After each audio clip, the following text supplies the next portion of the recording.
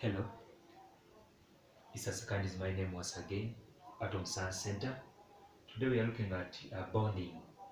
So these are the key aspects. What is bonding? Why does bonding occur?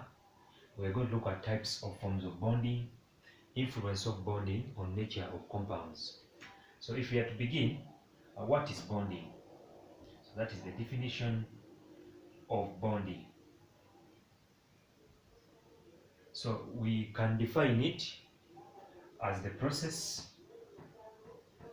by which atoms of elements combine in order to attain stability. Stability.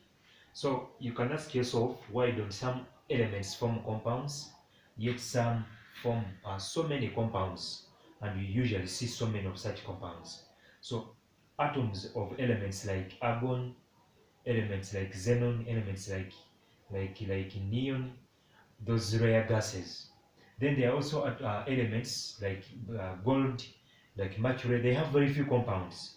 So what causes that disparity in compound formation and in existence of compounds of certain elements? So this is going to give us a deeper understanding of all of that. So atoms tend to combine in order to attain stability. So which means that this gives us an insight into the second aspect, that is, why does bonding occur? So why bonding occurs? Why bonding occurs? So the bonding occurs like we saw in the definition. Atoms tend to combine with themselves in order to attain stability. So when is an atom unstable, and when is an atom considered to be stable? So for metals, for metallic atoms, these have 1, 2, all 3 electrons in outermost shell.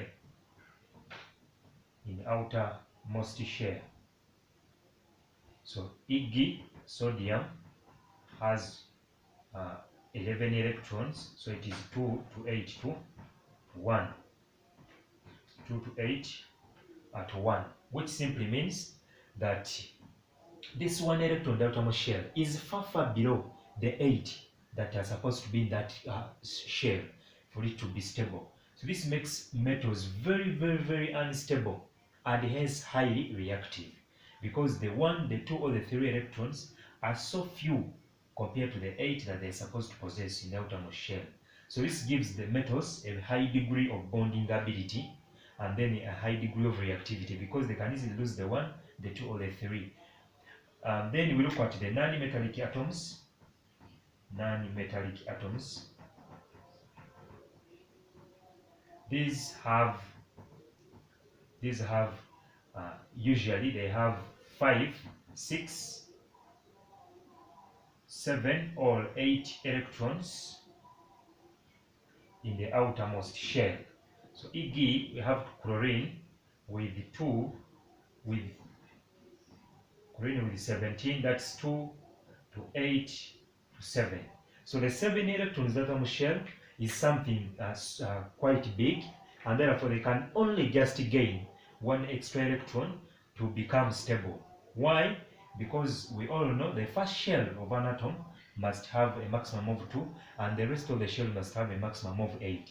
So an atom having 8 electrons in the outermost shell is said to be unstable, and therefore for it to become stable enough, then it has to undergo bonding with another atom, or with an atom of the same element, and then to attain a stable configuration with 8 electrons outermost shell. Hence chlorine will gain 1. And then we do have the metalloids, which we commonly know as semi-metals. They usually have 4 electrons in the outermost shell. Commonly they have 4 electrons in the outermost shell. So these are elements mainly of group 4, and then they include mainly the carbon, which is the most common. carbon with 2 to 4, and then we have silicon, which is 2 to 8 to 4. So such elements are said to be metalloids. So these ones, because they have half the number of electrons the outermost shell is supposed to possess, they can either lose the 4 behaving as metals, or they can gain 4 to make 8 behaving as a non-metal. So these ones have properties which are intermediate, that is metallic and then non-metallic properties. So this is what we base on to analyze stability, and hence to analyze the need for bonding. So next we are going to look at types of forms of bonding and how we do different atoms, the metals and the non-metallic atoms, combine with themselves and with others to form bonds. So we look at forms of bonding, or types of bonding. So we look at the first form, which is the most common, that is ionic or electrovalent bonding. Electrovalent bonding. That is, in this form of bonding, these are the key aspects that we need to note. It involves metal and metallic. It involves metallic and non-metallic atoms. Metallic atoms. E.g., sodium atom combines with the chlorine atom to form sodium chloride. So in this case, in this form of bonding, the metal atom donates electrons. The metal atom, which is this time around sodium, donates 1 electron to the chlorine atom, and then forming sodium ion.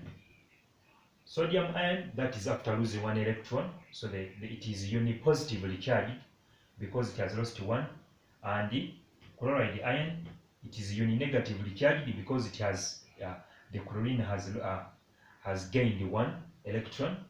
So the two ions become attracted to one another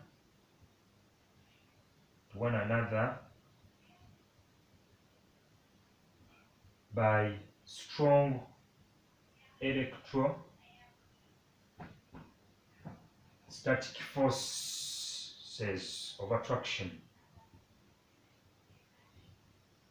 which we now call the ionic bond.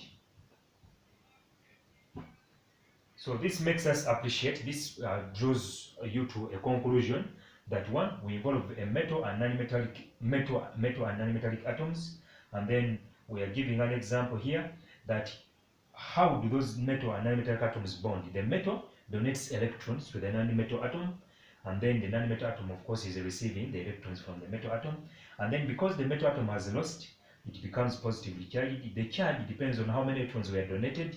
So if it was donating 2, it could be the metal atom would be plus 2 plus, and then the non-metal atom also, its charge depends on how many it received from the metal atom.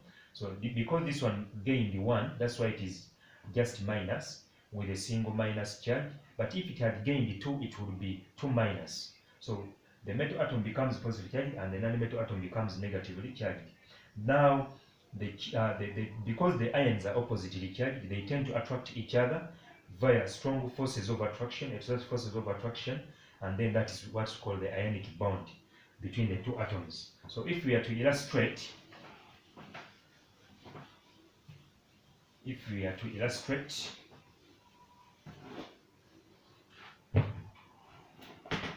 such forms of bonding, so illustration.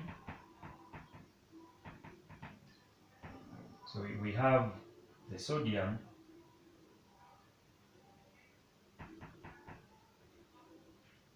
which is 2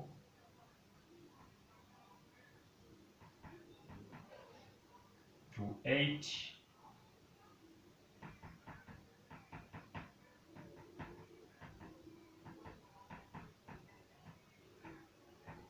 to 1, and then it is giving the 1 electron to chlorine, which is 2 to 8 to 7, 2 to 8 to 7,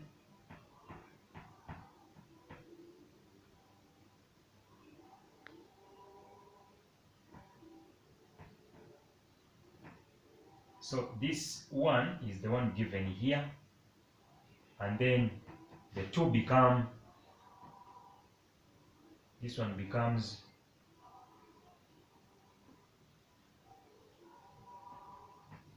we are left with 8, and then inside we are left with the 2,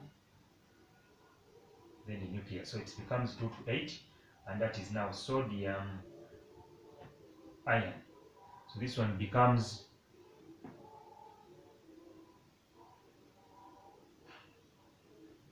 2 to 8,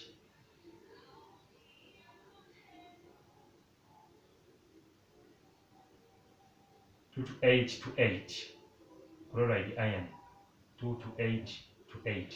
So it's very clear that the sodium ion has 8 electrons in the outermost shell, chloride ion also has 8 electrons in the outermost shell, and then these two ions are constantly attracted to each other. So you can put them in a square bracket, which is this sodium ion being attracted to the chloride ion, and the force of attraction binding the two together is known as the ionic bond. So this will give us, and this gives us an insight into the properties of ionic compounds, that because of the strong forces of attraction between the ions, the compounds tend to have high melting and boiling points. They tend to be crystalline solids or powders, unlike not being liquids or gases, but being solids which of high melting and boiling points, and then being highly soluble in water and other polar solvents, because their charges within this compound, this is a charged compound, and then being a strong conductor of electricity, being that these are strong conductors of electricity when in molten or solution state. Why is that true? Because of the oppositely charged ions. So these ions, when this compound is melted or when in solution, there are these oppositely charged ions that are released to be free in solution or in liquid state, and then they can conduct electricity. Thank you so much. Stay tuned in, and then keep in touch with us for the remaining aspects, that is the other forms of bonding and the influence of bonding on the nature of compounds.